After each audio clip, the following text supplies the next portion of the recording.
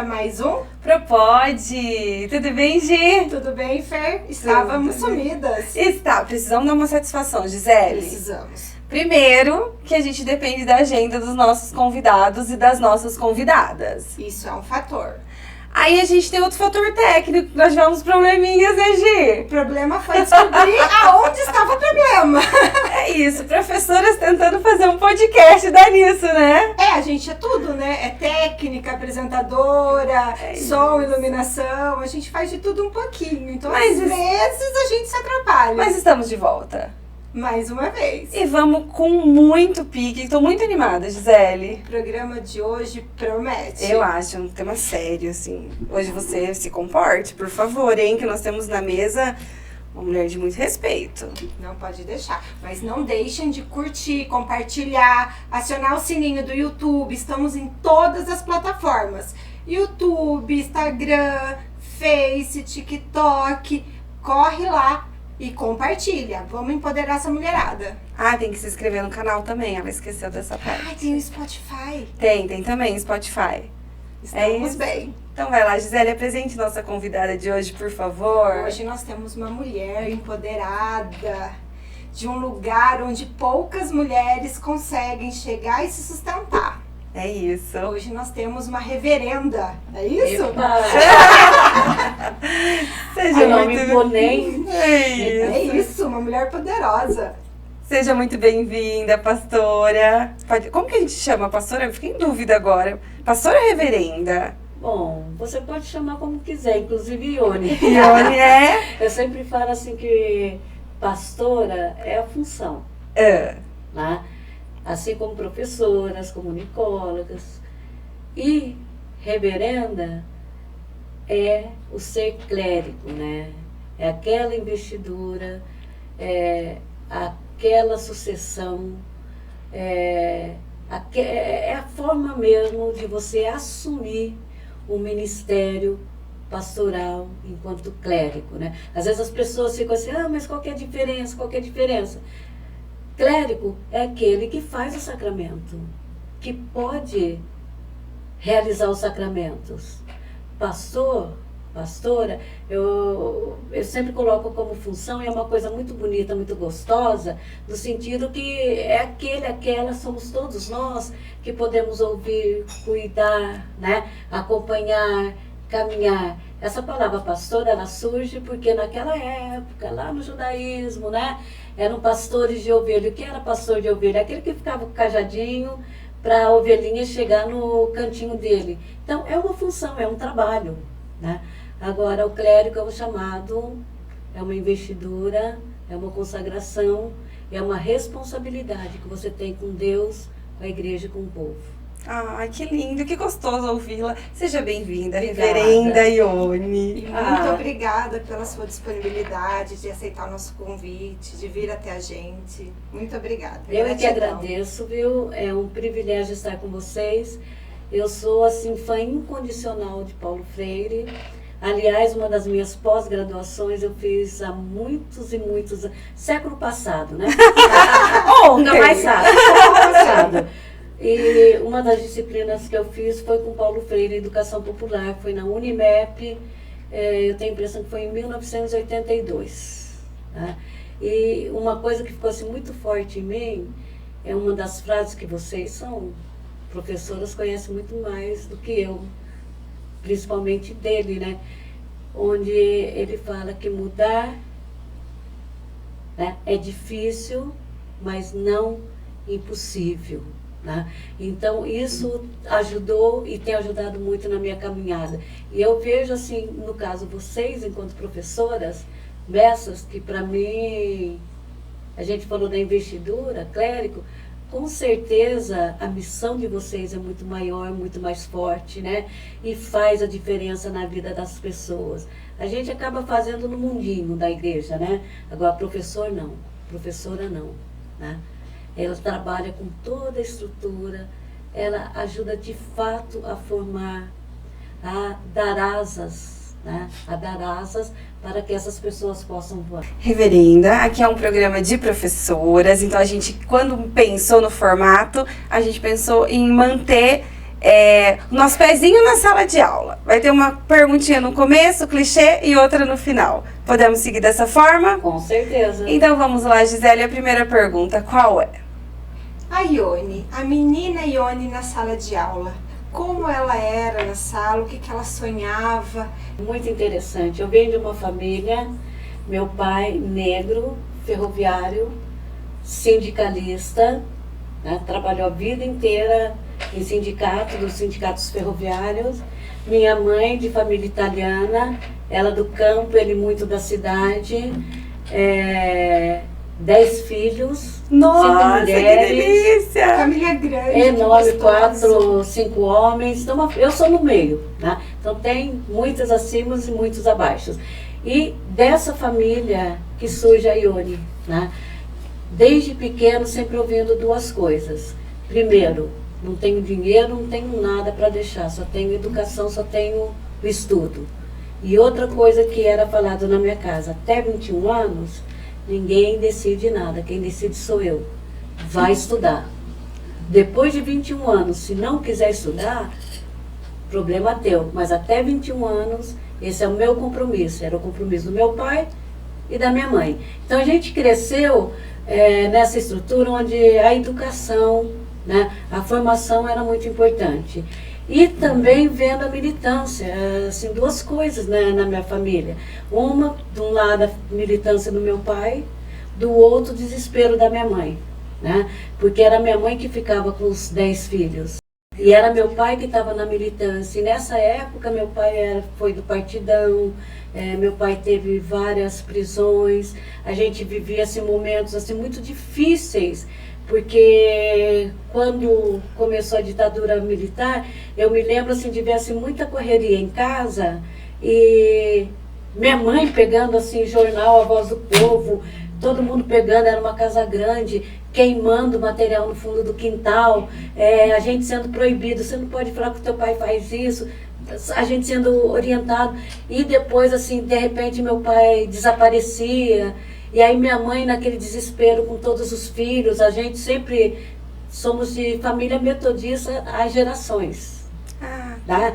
Então meus avós, meus pais, tá? E coisas assim interessantes que o pessoal da igreja ajudava muito, porque quando meu pai desaparecia, quem que sustentava a família, quem que cuidava? Né? E para garantir a nossa educação, isso foi interessante também, a igreja bancou. Todos nós na minha casa estudamos com bolsa de estudo em colégio particular, que na época era da igreja, né? Então todos nós tivemos acesso a uma boa educação, e isso por conta do meu pai e da minha mãe buscando, por conta da igreja, que na época eles davam uma bolsa, e funcionava assim, se você reprovar, você perde. Então a gente tinha que ser o melhor aluna, para garantir um ensino de qualidade.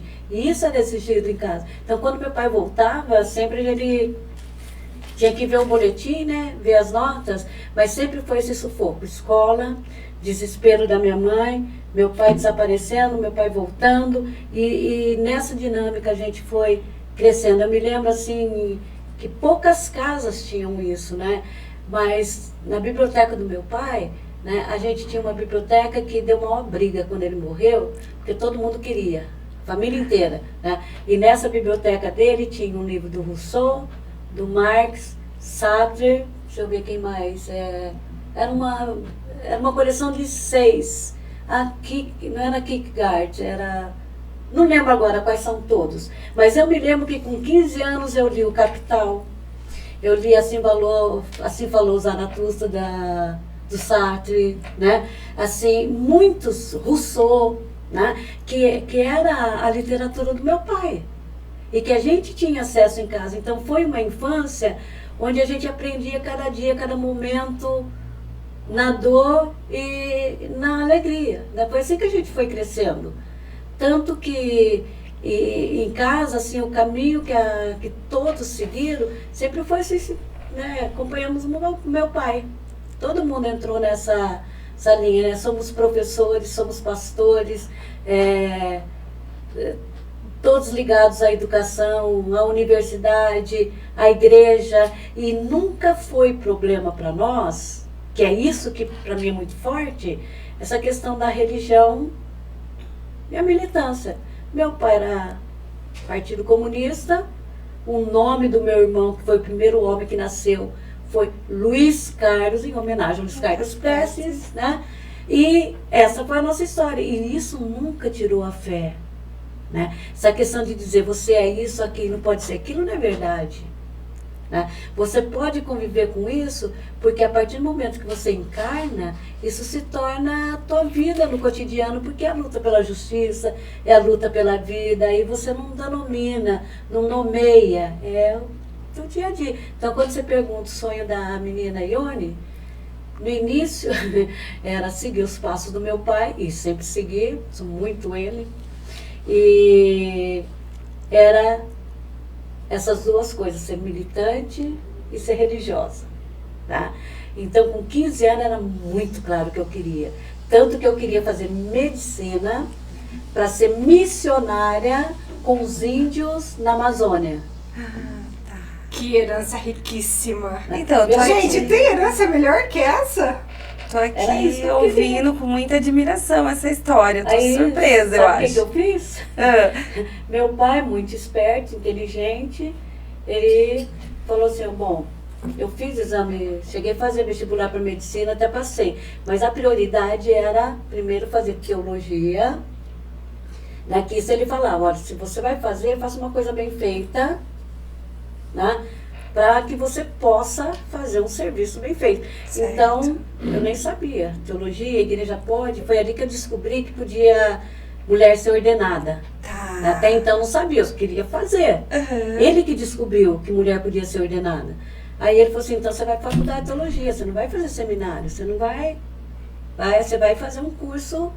Aí que ele fez, ele me levou para São Paulo, fiz faculdade de teologia, a mesma formação que os homens faziam, nós éramos só 5 mulheres.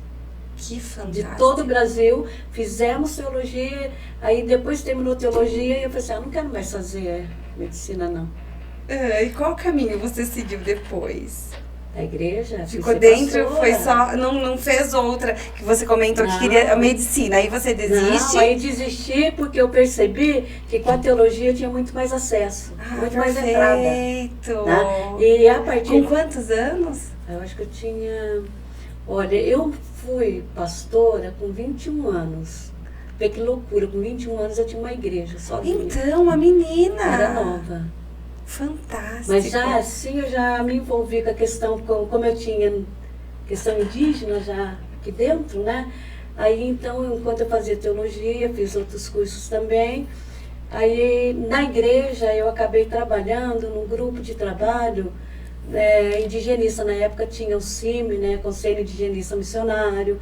Nós criamos o GTME, que era o Grupo de Trabalho Missionário Evangélicos. Aí eu, como clériga, eu entrei nessas questões. Tá. Aí trabalhei um tempo no norte do Brasil. Deve ter sido uma Aí, experiência foi muito fantástica. doido. Voltei. Maravilhoso. Aí voltei. Aí assumi a igreja de novo. Aí vim para a universidade, para a Unimep. Aí foi aí que eu trabalhei com o Paulo Freire, fiz o curso com ele. Aí nesse meio tempo fui para Nicarágua, aquele período da guerra, né, em 85, 84, 85. A gente tinha um intercâmbio com Nicarágua. Aí nós fomos, acho que uns 6 professores da universidade. Aí eu fiquei lá um tempo, aí fui fazer um curso em Costa Rica, voltei para o Brasil, aí fui assumir trabalho com comunidades, mas aí todos com movimentos sociais. O microfone é seu, nem sei o que perguntar, é muita coisa importante para falar aqui. Ela trabalhou com o Paulo Freire. Nosso ídolo, entendeu? Nossa. Que delícia. Que maravilhosa. Desculpa o termo, mas que mulher fodástica. Não é incrível? Segundo meus irmãos, eu não sou fodástica, eu sou fodinha porque eu sou pequena. Adorei. Eu tenho 1,48. Que mulher gigante. Muito bom, muito bom. E aí eu queria voltar um pouquinho lá na sua infância. Foi aqui em Santa Bárbara? Não, eu sou do interior do Paraná, de Londrina. Ah, tá. Sou do Paraná. É que na igreja metodista, mas a estrutura como a católica, né? Nós temos um bispo para cada região. No caso de vocês, é um bispo para cada diocese. Como as nossas dioceses são pequenas, então é um bispo para cada região. Certo. E nós somos itinerantes. Então, quem nos nomeia é o bispo. E nós fazíamos, agora a igreja está se muito... Mudou, né? Se modernizou muito aí, mas na época a gente fazia o voto de itinerância, né, e obediência. Então, para onde o bispo te mandava, você ia. Então, a gente não escolhia. Então, conhecendo o meu perfil, os bispos já me encaminhavam sempre para lugares onde eu conseguiria trabalhar bem. E aí você veio parar em Santa Bárbara do Oeste. Pois é. Uma cidade quase nada conservadora. Não, que é isso. Movimentos sociais, vamos falar um pouquinho disso? Vambora. O que você conta pra gente? Quais são suas experiências? O que te toca mais? O que te levou, além da experiência, né, desse exemplo de pai que você teve, sempre na E militância? de mãe também, né? Porque ela foi muito guerreira, Ah, com muito certeza. forte. Não, isso aí sem dúvida. 10 filhos, 10. né? Alguém precisa fazer por nós Marido enquanto, né? militante. A esse Exatamente. ponto, Olha aí Ela o tema era- Do Enem. Do Enem. Exatamente. ela era a sustentação da É, casa. mas ela foi visibilizada, viu, a minha mãe. Oh, Ah, que coisa mais linda. E aí você foi, então depois de todo esse percurso, você começa a atuar então junto aos movimentos sociais. sim, mas sempre paralelo, né? Sempre nomeada como pastora, Certo. como clérica. Uhum. E nas comunidades que eu trabalhava, eu sempre me envolvia na cidade aos movimentos, né? Como fui pastora em Santa Catarina, lá me envolvi com os movimentos lá. Em Curitiba, que foi assim uma grande escola para mim, eu era pastora na cidade industrial e ali havia muito trabalho de comunidade de base da Igreja Católica. Eu sempre trabalhei de uma forma ecumênica, né? Então a gente fazia trabalhos comunitários juntos. Então pode, pastora. Bom, Trabalhar de forma ecumênica, conversar. eu sou ecumênica. A Igreja Metodista É. já foi muito ecumênica. Hoje não, hoje ela está assim muito, como diria, ela recebeu muita influência dos novos movimentos religiosos. Ah, tá. Mas antes disso, a Igreja Metodista sempre foi ecumênica. Ah, tá. Sempre foi. Entendi. E eu sou da velha guarda, continuo sendo. Eu peço desculpas pela ignorância, mas é que nem toda igreja né? Que tem Mas esse nós trabalho somos ecumênico. muitos pastores que mantemos a nossa tradição. Nós nascemos do ecumenismo. Entendi. Perfeito. A gente percebeu nesses últimos tempos como a igreja, seja ela protestante, católica, o quanto conservadora ela se fez nos últimos anos. O quanto ela se revelou conservadora, né? Acho que a palavra é essa, ela se revelou conservadora. E a pastora, toda oposto de tudo isso, como foi lidar com essa oposição dentro da igreja? Olha, isso foi assim, não foi fácil não. Primeiro você lidar pelo fato de ser mulher, né? Eu me lembro que, como eu disse, eram 5 mulheres, né? A gente sofria muita pressão para desistir, para assumir outros ministérios, para ser missionária, para ir fazer outras coisas, mas não para assumir a liderança de uma igreja local, como clérica, né? Então a gente sofreu muito isso. Por outro lado, foi um momento na igreja metodista muito forte. Essa época que eu falei que Paulo Freire veio para o Unimed, né? A gente tinha um grupo muito forte, a igreja era muito forte nessa época, e nós tínhamos um documento que se chama Plano de Vida e Missão. E nesse documento era muito claro que nós estávamos ali para lutar contra todas as forças que produzem a morte. E a partir daí, a igreja como um todo, as universidades, tudo que nós tínhamos, nós trabalhávamos em função onde é que está aparecendo a força da morte. É na injustiça, é na fome, é na repressão. Então, por mais de 40 anos, nós trabalhamos dessa forma. Houve um retrocesso na igreja metodista, né?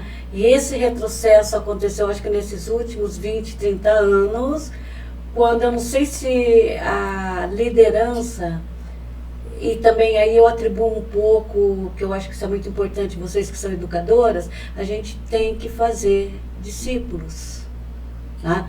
Tem que fazer liderança. O que aconteceu, essa nossa liderança, que era muito boa, Rubem Alves, Paulo Freire e outros tantos aí pelo mundo afora, envelheceu.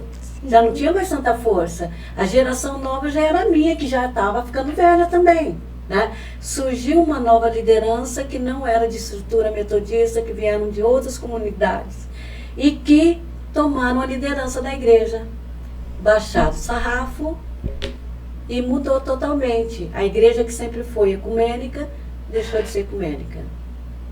A igreja que tinha um compromisso com o plano de vida e missão, nem sabe onde colocou esse documento. Né? Então, houve um retrocesso na igreja metodista, assim como eu percebo em todas as igrejas evangélicas. Tá? Que aí eu não coloco assim, eu não gosto muito de usar a igreja evangélica, porque, na verdade, nós somos protestantes. Né? Nós saímos luteranismo, quer dizer, de Lutero. Mesmo as igrejas pentecostais, hoje, todas saíram da reforma.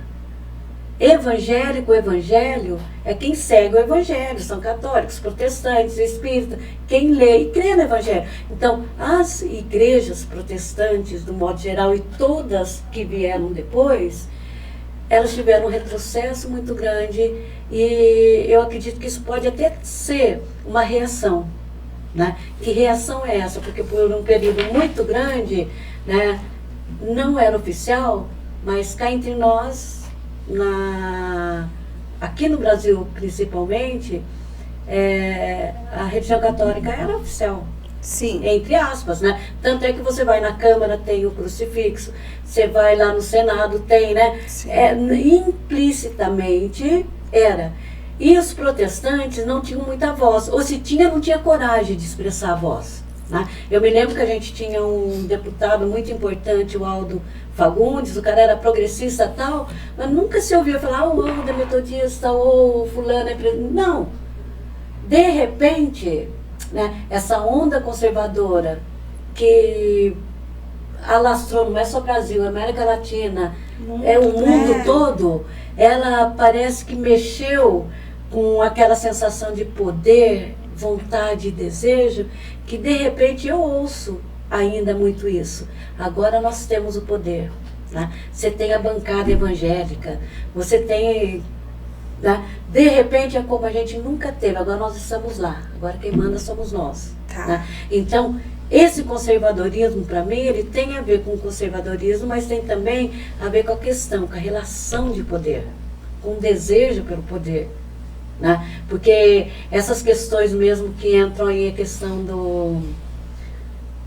da homoafetividade, outras que entram, né? Todas essas questões que estão sendo discutidas hoje, que são questões morais e não teológicas, acabam sendo mais importantes do que a vida, do que a comida. E nem política, né? Não são nem questões políticas. Não são questões políticas. Né? Nem religiosa, não, nem política. Nem religiosa, porque você não encontra isso na Bíblia. Perfeito, é isso. Você pega lá Mateus 25, eu sou apaixonada.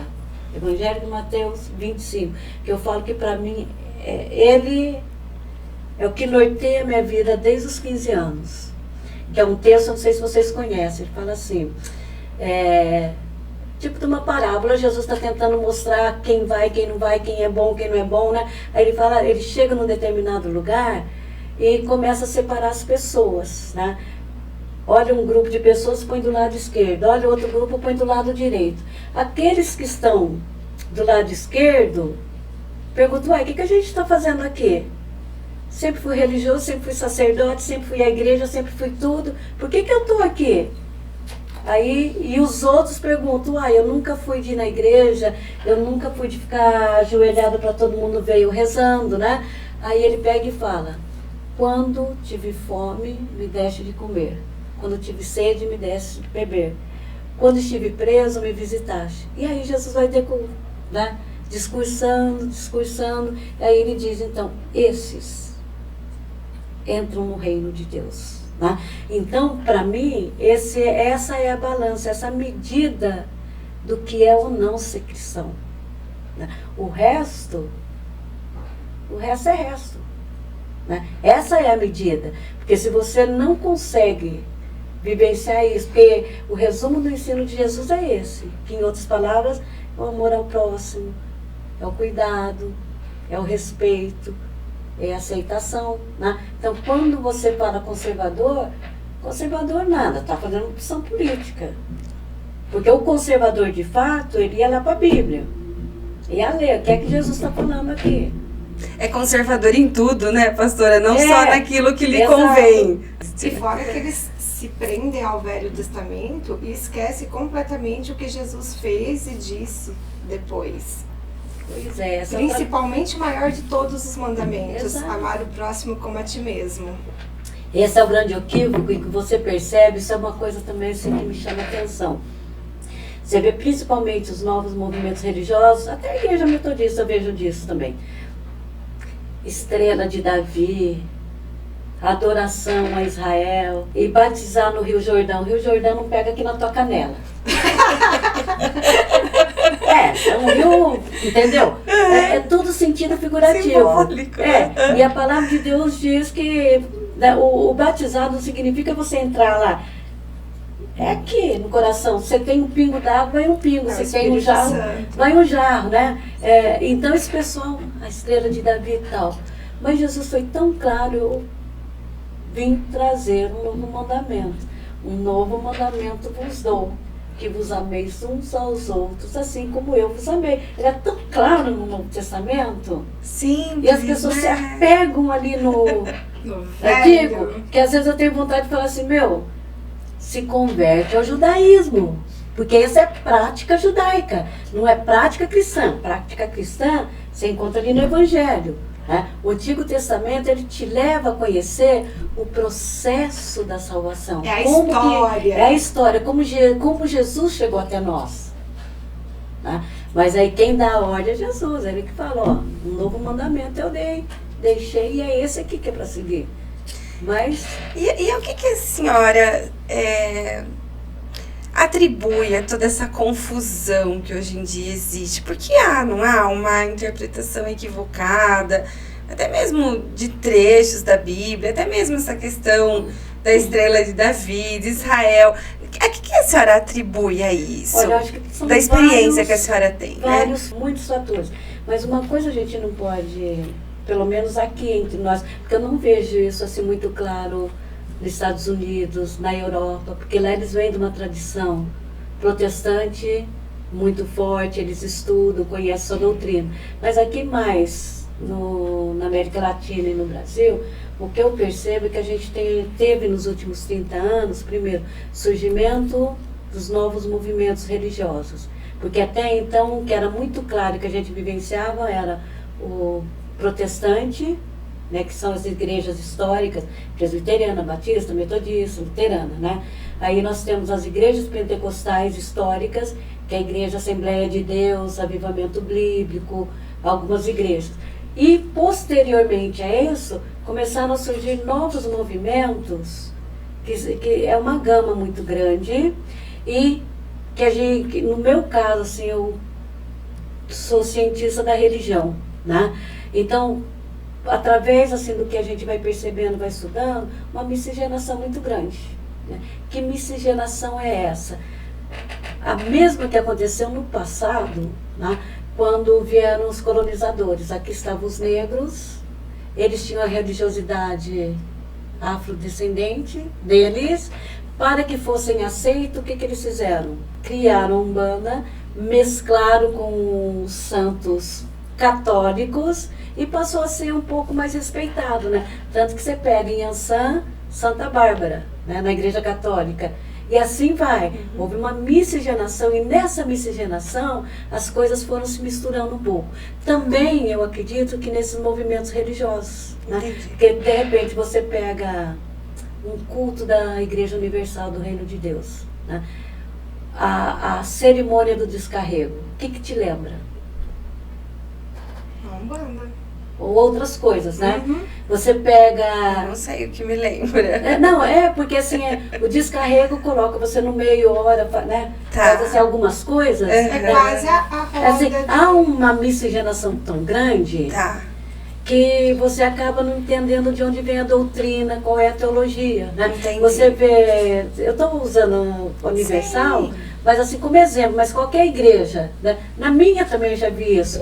De um lado você tem a estrela de Davi, aqui você tem a Bíblia, aqui você tem uma chama, né? Aí se você pergunta para as pessoas o que isso significa, não sabe.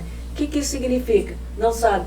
Mas parece que é mais uma, sabe assim, uma ornamentação. É uma miscigenação que a gente não sabe de onde vem. Perfeito. Né? Essa é a primeira coisa. Tá. A segunda, eu acho que é o afastamento mesmo da palavra de Deus. Do estudo mesmo? Eu acho, eu posso estar equivocada, pastora, mas eu acho que muitos desde dessas lideranças usam a Bíblia ou trechos dela para manipulação mesmo. Porque eles precisam de alguma forma do dinheiro, eles precisam de alguma forma dessas pessoas dentro da igreja, das pessoas fazendo a vontade deles, até na questão política mesmo. Sim. Olha, meu rebanho, a minha comunidade vai votar em fulano. Vai fazer trocas. Vai votar no Beltrano. A gente vê muito isso ainda acontecendo. E bem vai acontecer forte muito mais. nos últimos tempos. Mas acho Porque- que combina muito, perdoe-me Não, interrompê-la, mas acho que combina muito com esse distanciamento Sim. da palavra de Deus mesmo, daquilo que diz a Bíblia, né? Eu acho assim que são, primeiro, tem essa questão do distanciamento, segundo tem o não preparo mesmo. Né? O que antes a gente levava 6, 7, 10 anos para preparar, hoje você fala, eu sou, já é ordenado e já vai.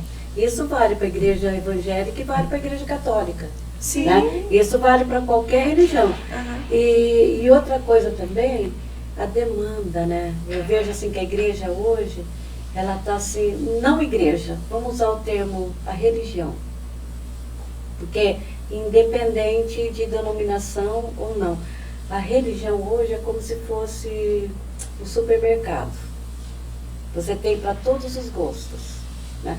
Segundo, a demanda do povo é muito grande. A gente está vivendo um momento com a saúde mental, está muito, sabe, machucado, está todo mundo doente, a gente está vivendo problemas financeiros, problema em casa, bullying, é uma série de coisas, acesso à internet, acesso a uma série de informações, tudo isso está mexendo muito com o povo. E você vai aonde te sacia naquela hora, no teu desespero. Se você entra num lugar e aquilo que você ouviu te aliviou, você não importa de 10, 15, 20, você dá o dinheiro. Porque a demanda é grande, as pessoas estão precisando, as pessoas estão desesperadas. E aí entra então um líder que se apropria disso, né? Sim. Aproveita disso. Agora a gente também não pode julgar todos, né? Porque tem muita gente aí que tem responsabilidade, que tem vocação, né? Que faz o melhor que pode, como, né? Estava falando, né, aquela jovem sobre a relação dela com a pastora dela. Tem muita gente responsável. Mas uma coisa que para mim é clara, e isso eu falo com o Ione, né? Que é muito complicado você ser cristão, porque a gente está trabalhando aqui o cristianismo, a gente está entrando nas outras religiões, Perfeito. e ser político. Porque se você é religioso, a religião, e se cola num determinado político, você está ralado, porque você tem compromisso. Isso não significa que a gente não tem que estar em movimento, a gente tem que estar no movimento, nos movimentos, porque é ali que a gente faz a diferença. E a Eu ia disputa falar de exatamente poder, isso. ela mexe com o ser humano, Claro. é uma coisa inacreditável. Claro, né? Ela mexe. Agora, nós temos compromisso com a mudança, com a justiça de Deus. E aonde é que a gente vai promover a justiça? Né? É no meio do povo, trabalhando com o povo, trabalhando com a educação, é por aí que a gente vai. Perto dos nossos irmãos que mais precisam. Exato. Que aí a gente entra nos movimentos sociais. Exato. Não é Que isso? hoje é tão discriminado. É Perante a sociedade, criminalizado, né? criminalizado. Criminalizado. perante a sociedade. Mas eu ainda acredito, mas o povo que andava com Jesus também era criminalizado. É isso. É isso. Eu escutei a frase de um padre, eu não sei se ele era católico, porque tem outras denominações, que um apresentador perguntou para ele o que Jesus acharia da homossexualidade hoje. Ele falou nada, naquela época já tinha e Jesus não fez absolutamente Exatamente. nada. Você acha que não existia? Claro que existia. É afetividade. É isso. Hã? É isso. Então a questão também que Jesus respondia as questões que eram da época. Ou seja, naquela época isso não era problema. Não era uma Se questão. fosse, ele tinha se pronunciado. E por outro lado, eu acho assim que fica essa questão, né? Você fala em amor ao próximo, né? Não necessariamente você tem que aceitar. Isso é uma questão pessoal, individual, mas você tem que respeitar. Né? Respeitar a decisão da outra, respeitar a decisão do outro. Não serve para você, beleza. Agora, não significa que você tem que obrigar a dizer que não serve para o outro ou para outra. E muito menos interferir no corpo do outro. Claro, porque eu acredito que a gente tem e deve ter o direito a decidir sobre o seu próprio corpo. E quem legisla não pode ser a lei, não é o governo. É você que tem que decidir sobre o seu corpo. Porque não é uma questão política. Não. Né? De novo a gente volta É uma nessa questão da questão. vida. É E de isso. vida, né? É isso. E no meio de tudo isso, essas suas idas para fora, a convivência com o povo indígena, como a pastora foi parar na defesa da mulher, como a sua atuação no momento? Ela sempre teve junto. Sempre teve junto. Imagina, uma das primeiras pastoras, nós éramos em pouca, ter que lutar para ficar no lugar, ter que brigar para permanecer. Você ouvindo todo dia, não, você está preparado, você deve casar com um pastor, você vai ser uma ajudadora. Não, você imagina você ouvindo isso. Eu, a minha primeira igreja, tinha 21 anos. Sabe para onde que o bispo me mandou? Para Santa Catarina, na cidade de Mafra, onde está lá com muita chuva agora, né? Divisa do Paraná com Santa Catarina. Uhum. Fui para lá ser pastora numa igreja onde tinha ficado um missionário 10 anos, um missionário americano, onde a igreja não precisou sustentar porque ele tinha dinheiro dos Estados Unidos. E eu fui nomeada para lá. Eles tinham certeza que eu não ia ficar. E aí, eles tinham certeza que você não ficaria. Porque imagina, ó, a igreja aqui tinha um espaço enorme para construir um novo templo. A casa era uma meia água de madeira, só tinha um quarto, a cozinha, o fogão era a lenha, né, porque lá é uma região muito fria. Uhum. Banheiro, vocês já ouviram falar de casinha? Já. Era aquele quadradinho de buraco lá fora. E o meu banho, ele era feito com, sabe, balde que você fura? Uhum. Né? Era com aquilo que eu tomava banho. Eu tinha que esquentar a água ali, colocar no balde, jogava um pouquinho de água, fechava, esfregava tudo e numa jarrada só, né, vinha água. Fiquei 3 anos lá e tinha certeza absoluta que eu não ia permanecer. Certo. E quando você chegou, a comunidade acolheu? Muito Jovem, mal. mulher, Muito mal. né? Colheu muito mal. Tá. Primeiro porque era mulher que era jovem. Segundo, lá é uma região de ucranianos, poloneses, Isso. alemães. Eu era a negrinha da cidade. Sim, sim. Né? Terceiro, era jovem demais. Quarto, teve um senhor da igreja que era, na época a gente chama a liderança leiga da igreja, né?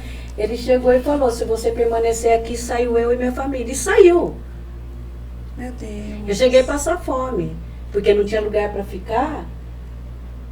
Eu fui hospedada nas primeiras semanas até que eu fui para casa, na casa de um familiar, do pessoal da igreja. Eu tinha vindo de viagem e cheguei de manhã com as malas, fui na casa desse senhor que acabou saindo da igreja, né, com uma fome. Eu tinha descido da rodoviária, sabe, ser camarinha. Eu falei, vou lá na casa do seu Heitor, porque eu aproveito almoço, né? Aí eu vou para ver onde eu vou ficar e tal. Menina, cheguei e deu meio-dia, deu 1, deu 2 e nada. Meu Deus. E nada, e nada. Depois eu vi que dali não ia sair comida mesmo, né? Peguei, falei, tá bom, tô indo. Aí eu ouvi a mulher dele no fundo falando, será que ela já foi embora? Agora a gente pode comer. Sabe? Aquele dia, gente, vocês não imaginam como eu fiquei. Sabe? Passar o dia inteiro sem comer, com fome, eu chorei, liguei para minha casa. Sabe aquela vontade de largar tudo e ir embora? Aí eu falei, não vou. A gente sabe. Vai ter que me engolir. Fiquei. Aí aos poucos a igreja foi me acolhendo, trabalhando comigo. Eu até mandei um jovem de lá para a faculdade de teologia para ser pastor depois. Fiquei 3 anos lá. Resistiu a essa dificuldade inicial e permaneceu. E posteriormente a comunidade te acolheu. Ah, com certeza. Até hoje, eu sou, como se diz, sou a pastora Ione da comunidade. Eles fazem festa e a cidade também aprendeu a me acolher.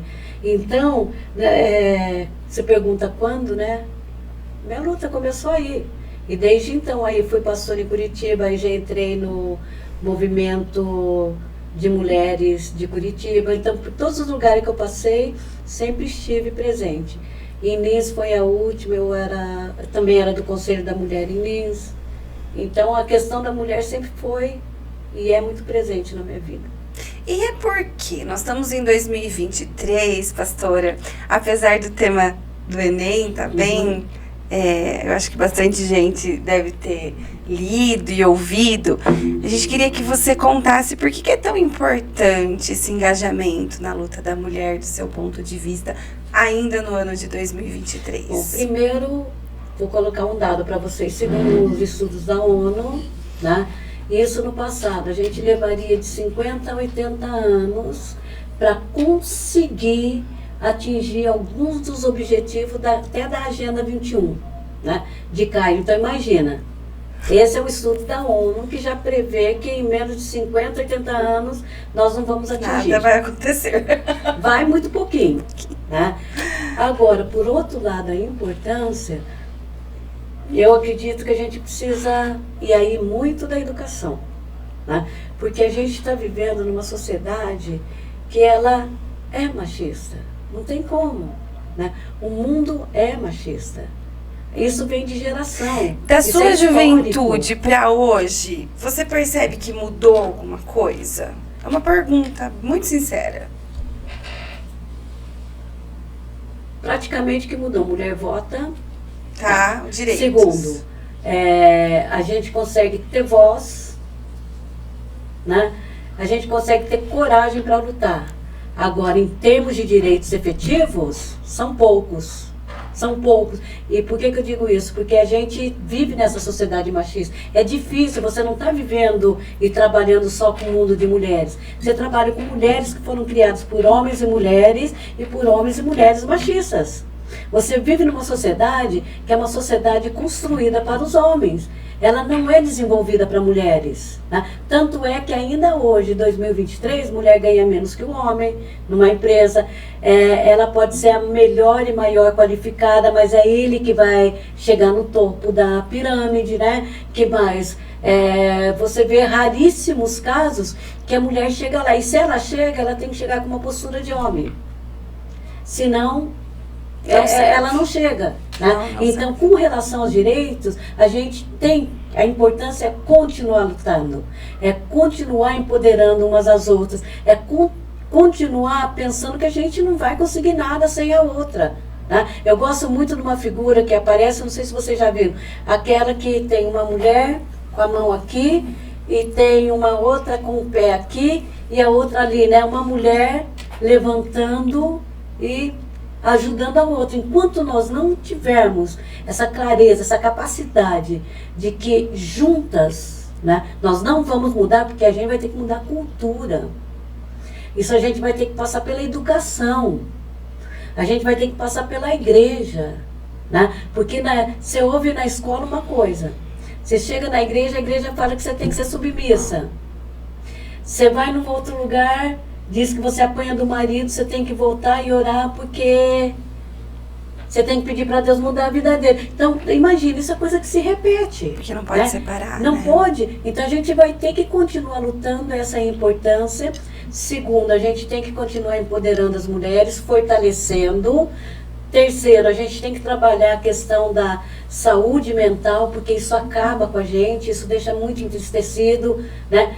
Quarto, a mulher tem que se sentir muito forte, né? Eu não sei se vocês viram esse documento que saiu agora, sobre a Política Nacional do Cuidado, né? Isso é fundamental, eu acredito que até ele tenha inspirado o tema do Enem, né? Por quê? Porque essa invisibilidade da mulher, isso é complicado. Nem ela própria percebe que é invisível. Não percebe. Vê como o trabalho é difícil, porque nem ela percebe a invisibilidade. Então, para mim, a nossa luta só está começando, né? Agora que nós estamos levantando o estandarte, agora que a gente está conseguindo sentir um pouco mais de força, e aí eu falo que é importante, né?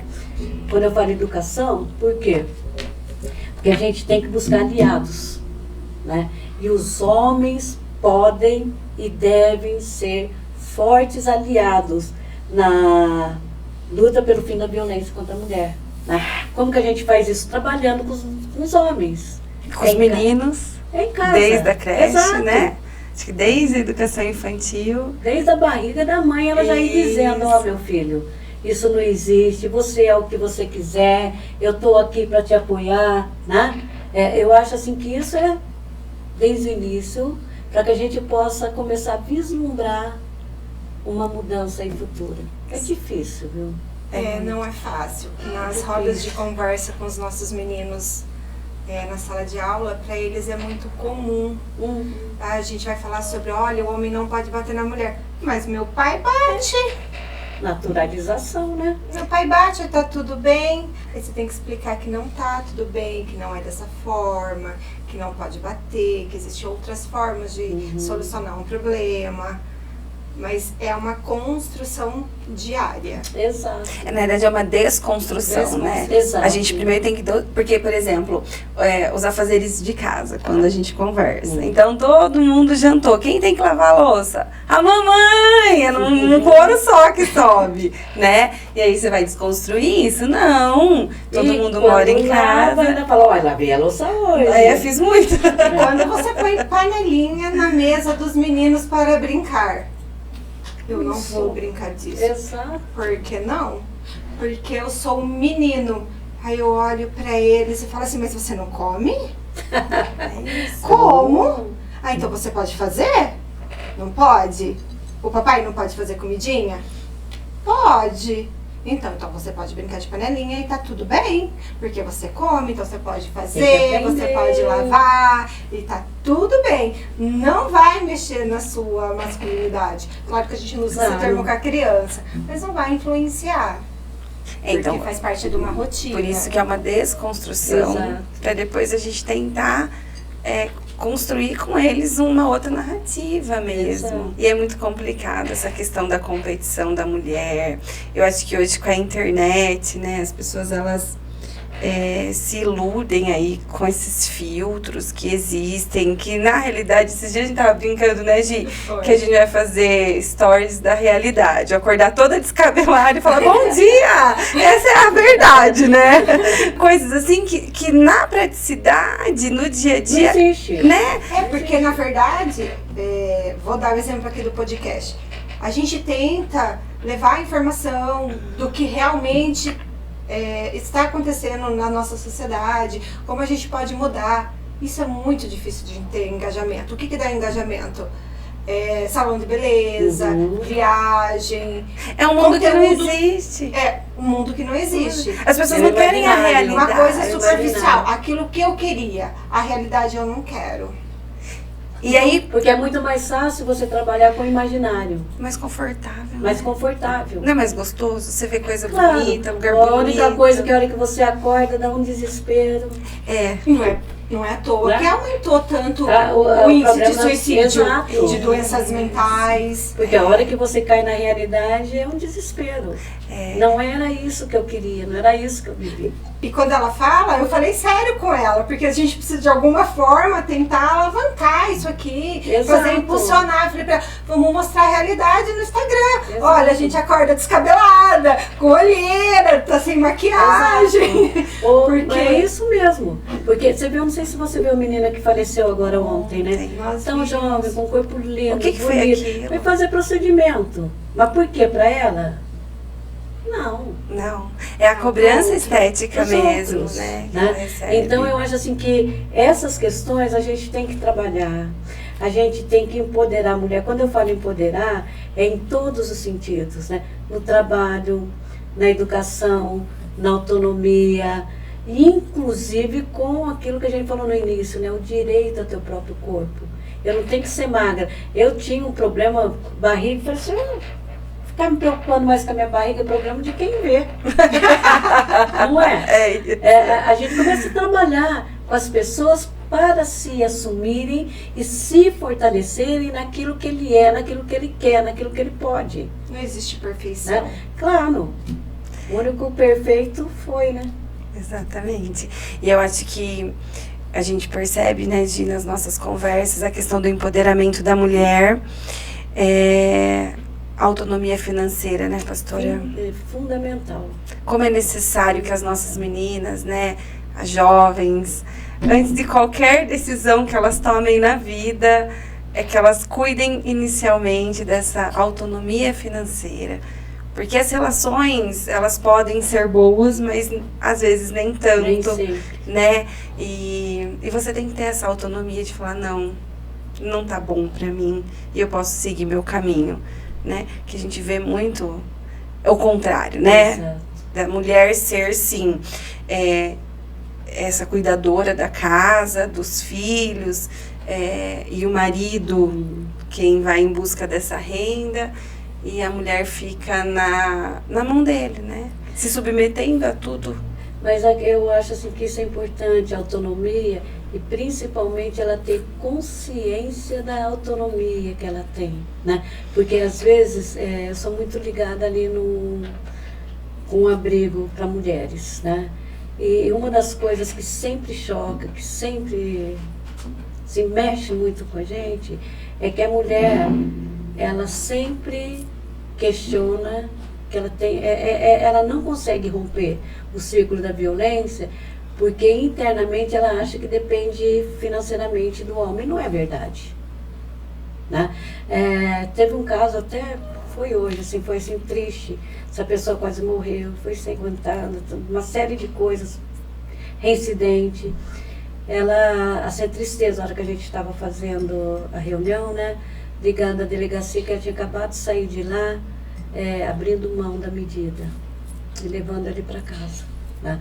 Então aquilo lá deixa a gente assim no desespero. Aí a gente começou a questionar, mas por que, meu Deus? Saiu da morte umas 2, 3 vezes, por que permite dependência econômica? Não, a casa é dela, ela trabalha, você entendeu? 26 a 27 anos, bonita, tem condições, né? Agora, se ela não tem essa consciência, essa clareza que ela não depende financeiramente dele, mas na cabeça, internamente, acha que sim.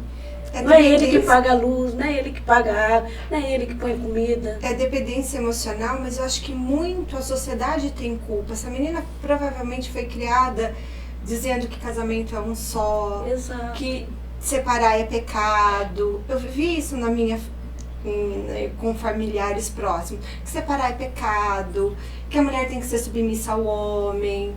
Então, assim, Que ela ficaria mal vista, se separada, Exato. que ninguém mais vai querer. Socialmente, a mulher precisa estar casada.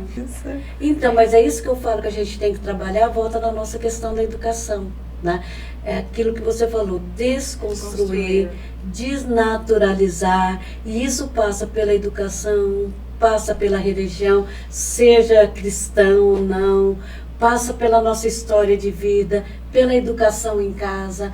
A gente tem que iniciar um processo, e esse processo, sempre eu falo assim, que a política pública, ela não pode ser separada, ela tem que ser uma política pública integrada, porque você passa por todos. Né? Você passa pela questão de saúde, passa pela educação, você passa pela igreja, você passa pelo não sei o quê. Não tem como, se a gente não trabalhar junto, todas essas questões, a gente não vai ter muito êxito. Porque o que você faz na educação, a comunidade da fé vai retroagir. O que você faz na comunidade da fé, a educação vai... Entendeu? Então a gente tem que conseguir fazer uma política integrada, onde a pessoa consiga em todos os lugares, em todos os círculos, e passando por esse processo, desnaturalizando, né? Acabando com isso, meu pai bate, mas não é normal. Né? Vai na igreja, meu pai bate, mas não é normal. Né? A gente precisa começar a trabalhar dessa forma para começar a vislumbrar alguma possibilidade de mudança. Por isso os movimentos sociais são tão importantes nesse momento. Porque eu não sei se em todos, mas na maioria que a gente convive, participa, tem normalmente essa mesma linha de pensamento. Tem um sindicato aqui que eu sou muito próxima também, que é o Sindicato das Costureiras. Né? Não sei se vocês conhecem. Aqui nós temos 2 sindicatos. Um que eu acho que o presidente é o Perecim, não sei se ele continua ainda. Acho que é o têxtil, Isso né? é têxtil. Está. E a partir desse, eles criaram, não a partir de, mas criaram um sindicato das costureiras, que ele atende a 5 municípios, e são as mulheres e homens que trabalham na confecção. Esse sindicato é muito bacana, porque ele é dirigido, assim, a sua grande maioria de mulheres, e elas são muito presentes no conselho, participam desde a fundação do conselho lá em 2006, né? Mas o que eu achei bacana é o trabalho que elas fazem, mesmo na simplicidade, no jeitinho, né? Casos, né? Vou dar assim um exemplo. Teve um caso de rescisão de contrato.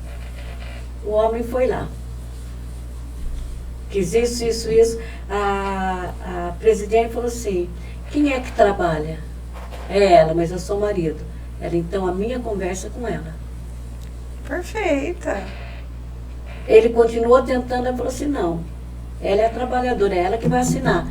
Aí sentou, né, orientou essa mulher, falou que você tem que fazer isso, tal. Mas essa mulher, ali na hora, ela recebeu todas as orientações, percebeu o que estava acontecendo, ela ainda indicou, vá, procura tal lugar, participa disso, né? Você que é a trabalhadora. Então, os sindicatos têm um papel importantíssimo, que a questão não é só salário, vai além de. Né? E nesse processo ele ajuda também, ele entra nessa rede da conscientização, do empoderamento. E elas estavam falando para mim que são vários casos que acontecem, né? A mulher trabalha feito doida lá na indústria e ele quer vir receber a rescisão. E elas não fazem com ele. E elas são muito claras, só se vier com ordem judicial. Qual o juiz que vai dar a ordem para o marido vir receber né? Ninguém. Então, essas coisas são importantes, os movimentos, né? Dando orientação. Eu fico imaginando vocês aqui com o Sindicato das Professoras.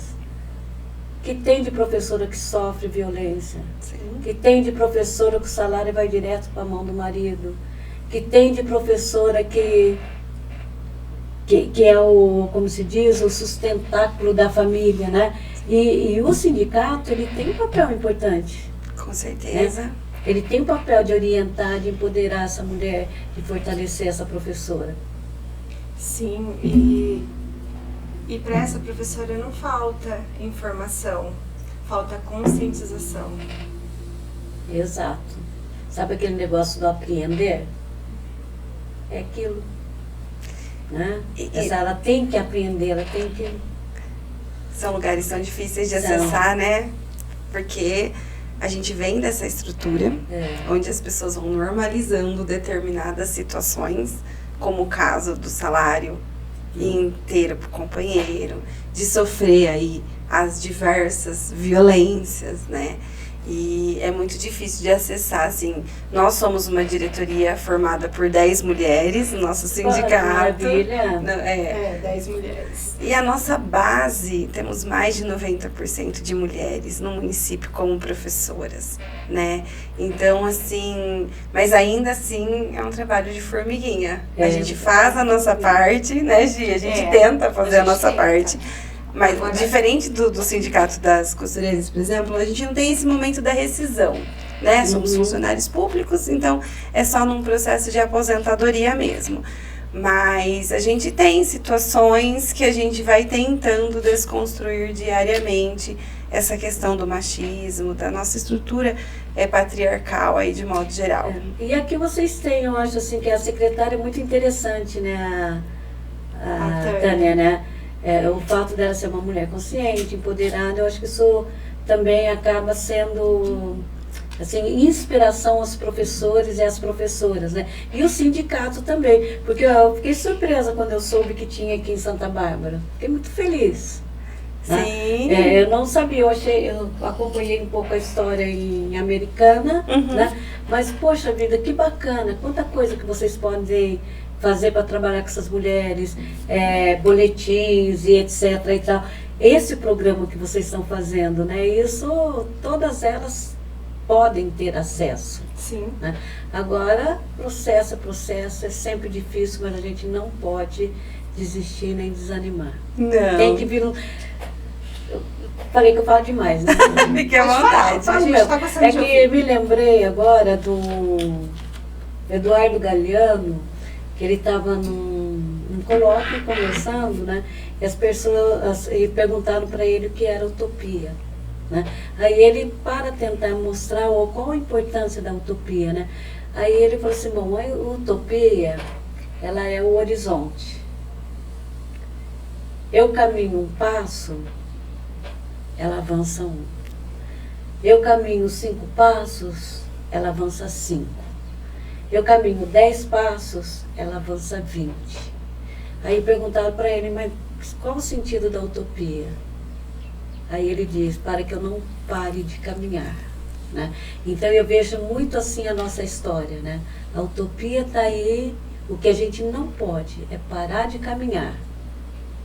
Mesmo que ela avance, nós estamos aí caminhando, lutando, acreditando e vislumbrando.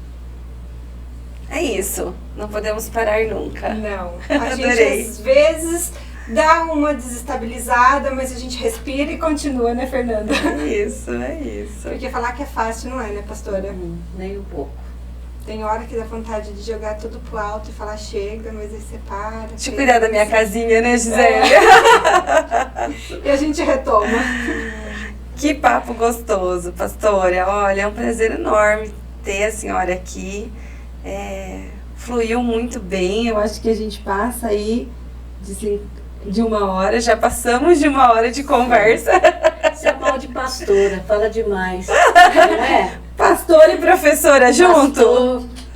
Pastora, deixa eu corrigir. Isso. Pastora, professora, Isso. Fala demais. Pô, fala muito. A gente nem gosta a gente de gosta, conversar. né? A gente gosta, não Ainda tem mais problema. esses assuntos importantes. Pastora, em relação às novidades, como que Santa Bárbara está aí no cenário? Conte pra gente. Bom, eu sempre falo que Santa Bárbara, apesar das nossas dificuldades nesta questão da mulher, as mulheradas que são empoderadas, né? Muito Isso. fortes e muita Bom coisa tem saber. acontecido. Sim, nós temos aí 2 leis que foram sancionadas agora recentemente. Uma que é fantástica, que eu acho que vale a pena um dia vocês poderem conversar um pouquinho até com a irmã Geni, que é a coordenadora da Casa Abrigo para Mulheres Vítimas de Violência, né? Que é um dado muito interessante. Então, o presidente Lula sancionou uma lei que cria pensão aos órfãos do feminicídio, né? Isso é muito interessante, porque a gente fala da mulher, fala do óbito, mas ninguém pergunta o que aconteceu com essa criança, o que aconteceu com os filhos, né? E isso tem sido uma discussão no Conselho Municipal da Mulher. Já há muito tempo a gente tem conversado sobre isso. E finalmente foi aprovada, foi sancionada, ela será regulamentada, e essa lei ainda não é aquele aporte que poderia ou deveria ser, mas já é pelo menos um início, né? Ela foi elaborada pela Maria do Rosário, deputada, e graças a Deus já foi sancionada. A nossa expectativa é que aumente, porque por agora são 25% só, 25% per capita na família, né? Então dá um aporte que é de R$ 1.300 mais ou menos, mas já é alguma coisa, não resolve a situação, mas pelo menos visibiliza a questão para a gente começar a trabalhar, questionar e aumentar. Ou até, né, provocar que aquele que fez o feminicídio, que ele indenize, né? Mas eu acho assim que essa é uma lei importante que está aí, que a gente não pode deixar de falar. E a outra que eu acho importante também, que também já foi sancionada e que vai ser regulamentada, é o auxílio aluguel para mulheres vítimas de violência, né? Por que foi aprovada essa lei, que eu acho muito interessante? No Brasil nós temos 5.568 municípios. Desses 5.568, nós temos 427 DDM só, não chega nem 1%, né? Nossa. Só. 427 DDMs, só 7 casas da mulher brasileira, e tudo isso foi feito antes de 2017, no período da Dilma, né? Certo. No vazio dos últimos 4 anos, o que tinha fechou. Só 134 abrigos para as mulheres. Imagina, ó, 5.568 municípios, e só em 134 municípios tem abrigo, dos quais 30 no estado de São Paulo. Meu Deus. E Santa Bárbara está nessa, como se diz, dessa estatística de ser uma dessas 30 casas. Então, aqui na região metropolitana de Campinas, só existem 2 abrigos para mulheres vítimas de violência. Um em Campinas e um em Santa Bárbara do Oeste, o nosso desde 2012. Olha que informação importante. As nossas mulheres têm onde se recorrer. Com certeza. É uma informação importantíssima para as barbarenses. Elas, se precisarem, né, a única coisa é pedir uma medida protetiva, solicitar ajuda. Nós temos aqui uma equipe fantástica que trabalha com essas mulheres, de assistentes sociais, psicólogas, monitoras, além delas ficarem num lugar sigiloso, onde elas podem se precaver, né? Porque é para a mulher que corre o risco iminente de morte, elas podem levar a sua prole junto. Essas crianças também são tratadas, né? Se ela tem o pai ou a mãe que mora junto, também podem ser acolhidos. Então, Santa Bárbara, a mulher não precisa correr o risco de morte, né? Se ela quiser um lugar para ficar, para prevenir que venha a óbito, ela tem esse lugar e ela deve procurar, né? Nós temos outra coisa interessante aqui, que é o Anjo da Guarda da Mulher, que funciona muitíssimo bem, que acompanha as mulheres que estão com medida protetiva. E agora a gente está com outro projeto, que é até o que nós vamos fazer nos 16 dias de ativismo, né? Pelo fim da violência da mulher, que também é um projeto assim, muito novo, bem inovador. Por isso que eu falo que esse conselho é bem forte, e as mulheres são muito empoderadas, aquelas mulheres são fantásticas, são convidadas a participarem. Tem reunião toda a primeira terça-feira. De né? quando que acontece, Primeira pastora? terça-feira de cada mês, né? Na sala dos conselhos, no Centro Social Urbano, a partir das 9 horas da manhã. Então, ele é aberto, quem quiser participar pode participar. E agora então a gente inicia com esse novo projeto, que é Tempo de Superação. O que significa isso? Significa que nós estamos com uma equipe especializada, formada para trabalhar com os agressores. Como que funciona isso? Ele é julgado, é encaminhado pelo judiciário, e é como se fosse uma penalização, tá? Ele é encaminhado pela justiça e é obrigada a participar dessa capacitação com psicólogos, com segurança, com assistente social, com toda uma equipe que vai trabalhar com esse homem para ele poder perceber e entender por que é que ele foi preso, por que é que ele é considerado agressor, porque é contra a lei o que ele fez contra a mulher, para ele poder entender, se perceber e se desconstruir, né? Perceber que ele não é dono, né? Que ele, né? Então, esse é um projeto, assim, que para nós é um projeto muito importante, que entra nesse rol das políticas públicas e que também é mais uma coisinha que a gente vislumbra, né? Porque não adianta trabalhar só com a mulher, a gente tem que trabalhar com os homens também, para ver se eles se percebem. Perfeito. Sim, É a nós causa, estamos né? numa cidade privilegiada e nem sabíamos. Pois é. Muita coisa interessante. Que parabéns, que legal. E informações que precisam ser disseminadas. As mulheres precisam ter precisam essa saber. informação, precisam saber. Até mesmo nas escolas, né, Gil? As mães, os alunos. Olha, agora já não estou mais falando como Propode, uma boa coisa para o nosso boletim. Ótimo. O sindicato, né? Muito pode ser um bom. aliado aí nessas informações. Nessas informações. E a gente vai entrar, eu acho que vocês, acho não, com certeza, né? Vocês acompanham os 16 dias de ativismo pelo fim da violência contra a mulher, que no Brasil ele começa dia 20, com o Dia da Consciência Negra, né? E aí passando pelo dia 25, que é o fim da violência contra a mulher, dia 1º de dezembro, a luta contra a AIDS, dia 6 de dezembro, a campanha do Laço Branco, que são homens aliados pelo fim da violência contra a mulher, e termina pelo dia 10, Dia Internacional dos Direitos Humanos, né? E esse ano a gente vai focar aqui em Santa Bárbara do Oeste justamente nessa campanha, porque como a gente já foi lançado esse projeto Tempo de Superação, nós queremos então divulgar melhor e trazer homens para conhecerem e perceberem, né, e se aliarem a nós nessa luta pelo fim da violência contra a mulher. Então, dia 6, no Museu da Água, às 9h30, nós teremos uma roda de conversa com alguns homens interessantes que têm essa experiência e que vão então falar um pouco sobre essa aliança, né, na luta pelo fim da violência contra as mulheres. Nós teremos 5 homens falando. E também provavelmente teremos o lançamento de um documentáriozinho, também ouvindo os homens. Ah, que legal. O que isso significa para ele, né? Por que ele acredita que vale a pena lutar junto com a mulher contra a violência. E no dia 9, nós vamos estar participando também da Blitz do Laço Branco. O que significa isso? A gente pretende tanto lá perto do Tivoli, quanto na Praça Central, junto com a Ajuda da Guarda da Mulher.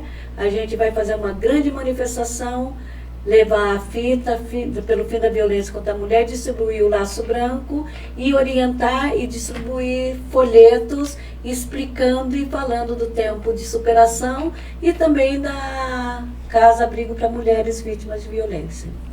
Quanta coisa interessante. Que bom que você veio agora. Vai dar tempo da gente divulgar todas Com essas certeza. datas. Pode Vou contar com a inclusive gente, que a gente deixar um vai... lacinho aí para cada uma de vocês. Isso Isso. mesmo, muito bom, muito bom. Se a Adorei. gente puder ajudar para levar essa informação para a rede, nós Isso, vamos. eu vou até te dar uma sugestão. Eu sei que não se tem dinheiro, mas se tiver bastante fita, eu vou trazer para vocês. Que bacana se as professoras pudessem usar esse lacinho. Isso, traga Isso. sim. A gente Lembrando- entrega junto com um boletim explicando. Lembrando os 16 dias de ativismo. Ah, muito A bom. gente entrega para elas. Maravilha. Vai ser um prazer poder contribuir aí com essa campanha. Que legal. Parabéns, pastora, de verdade. Mas não é a mim. É o conselho. É o né? conselho. É na sua pessoa, Na sua né? pessoa. E levarei a todas, porque a gente lá tem eu falo assim, nós somos um grupo, nós estamos juntos há muito tempo. É um grupo muito bom. Que legal. Né? Qualquer uma das mulheres lá, você pode trazer, a gente, independente de partido político, de qualquer coisa, nós temos um partido, que é pela vida das mulheres. Que lindo. Trabalhamos juntas Que todas. trabalho magnífico. Muito legal. A gente vai visitar assim que for possível. Por favor. Vamos aparecer lá. Bem recebidos. É promessa. Bom, pastora, gostaria de agradecer a sua participação aqui conosco. Foi um papo extremamente importante. Me tocou em diversos lugares aqui. Fiquei muito feliz com a sua participação. Queria agradecer, a pastora sempre pronta a responder e dizer que é importante esse momento para as nossas mulheres, para as nossas meninas, para que elas tenham um futuro diferente, um futuro melhor, com mais equidade. Muito obrigada, gratidão é que define. Quem agradece sou eu pela oportunidade, pela possibilidade e por conhecer vocês, né?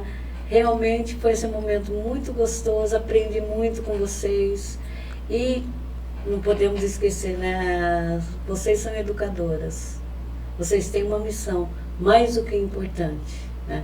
Nesse processo todo, vocês são fundamentais. Agradeço muito o trabalho, agradeço a participação e desculpa por falar demais. Mas ainda não acabou. Ainda não acabou. Eu vou deixar a pergunta para você ir pensando na realidade e depois vou passar a fala para Gisele e depois eu vou pedir para você responder aqui para essa câmera aqui, tá bom? Tá. E com esse papo gostoso, vocês aprenderam que é necessário mulher empoderar outras mulheres. Bora lá, galera! Vamos curtir, compartilhar, estamos em todas as redes sociais. Vamos levar informação para essa mulherada. É isso. E aí a pastora Ione vai deixar pra gente a última mensagem dela na lousa da vida. Que mensagem a senhora deixaria? Gente, que pergunta difícil. Que mensagem eu deixaria Na lousa da vida. na lousa da vida? Eu deixaria essa do Eduardo Galeano mesmo, tá? Que é aquela, o que me leva a caminhar, né? É o desejo de que um dia a gente vai chegar. Mesmo que eu não chegue, isso vai fazer com que eu continue caminhando. Só lembrando, Eduardo Galeano, né? Quando ele fala que a gente tem que continuar caminhando e andando e buscando a utopia. Isso, temos um programa Maravilhoso! É isso, pessoal. Gisele, porque aqui nessa mesa todo mundo pode? E propode? É isso, gente. Até a próxima. Tchau, tchau.